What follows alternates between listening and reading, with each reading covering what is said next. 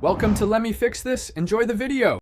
You already have the essentials: organizer account and verification. Now create the room. First, open the MLBB Tournament console and choose Tournament mode.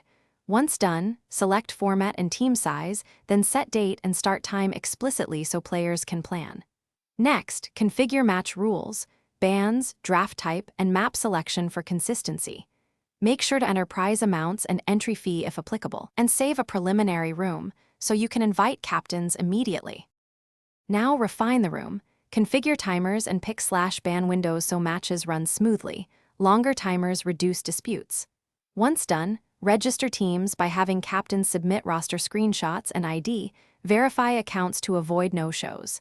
Make sure substitutions rules are locked and documented. Next, create the lobby with a secure password and distribute the room ID to captains only. Finally, pin the match schedule in chat and upload the official rules file so everyone knows the enforcement process. Start matches by having captains load the lobby and ref verify team positions. Keep a referee in each room to enforce rules.